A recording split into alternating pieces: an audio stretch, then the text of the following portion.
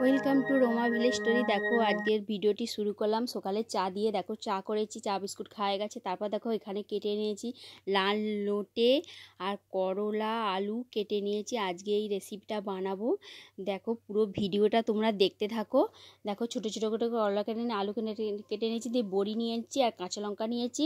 এটা সিম্পল, কিছু মশলা নয়, হালকা মশলা দিয়ে বানাবো। দেখো আলু আর করলা আমি একসঙ্গেই ভেজে নিচ্ছি ভালো করে। তারপর দেখো আমার ভাজা ভাজা হয়ে এসেছে। তারপরে ওর মধ্যে আমি শাকগুলো তুলে দেবো, দিয়ে একটু ভালো করে ভেজে নেব। এই লাল নোটে খেতে কিন্তু খুবই ভালো লাগে আর খুবই ভালো। দেখো আমার ভাজা হয়ে গেছে, তারপর তুলে নিয়েছি। তারপর আমি ওইটাকে আবার তেল দিয়ে ওর মধ্যে কাঁচা লঙ্কা কুচানো আর পাঁচফোড়ন দিয়ে ওইটাকে ভেজে তারপরে ওর মধ্যে আমি ভেজে রাখা সব সবজিগুলো তুলে দেবো।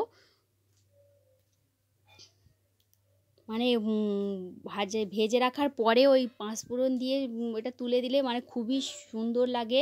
তারপরে অন্য কিছুই নয়, লবণ দেবো আর হলুদ গুঁড়ো দেবো, দিয়ে বানাবো। দিয়ে হালকা করে নেড়ে এবার আমি একটু ওর মধ্যে জল ঢেলে দেবো। দেখো আমার ভাজা ভাজা হয়ে গেছে। তারপর জলটা ঢেলে দিয়ে আমি চাপা দিয়ে দেবো।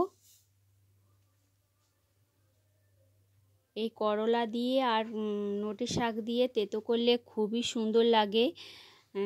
চাপা দিয়ে দিয়েছি। তারপর দেখো আমার হালকা সেদ্ধ হয়ে গেছে। তারপর আমি যে বড়িগুলো ছিল ওইগুলো ডালের বড়ি, ওইগুলোকে ভেঙে গুঁড়ো করে ওর মধ্যে আমি ছড়িয়ে দিচ্ছি।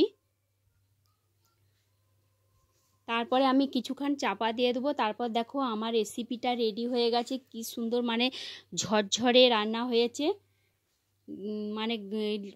খুব একটা নরম হয়ে কাদা কাদা হয়ে যায়নি, ঝরঝরে। তারপর এপাশে বানিয়েছি দেখো মাংস করেছি আর এর দিকে আমের চাটনি করেছি, দিয়ে আমরা সবাই মিলে দুপুরে খেতে বসে গেছি। বন্ধুরা কেমন লাগলো ভিডিওটা? যদি ভালো লেগে থাকে তো একটা কমেন্ট করো, লাইক করো, শেয়ার করো, আমাদের পাশে থেকো। ভিডিওটা দেখার জন্য অসংখ্য ধন্যবাদ। আমি ভিডিওটা এখানেই শেষ করলাম।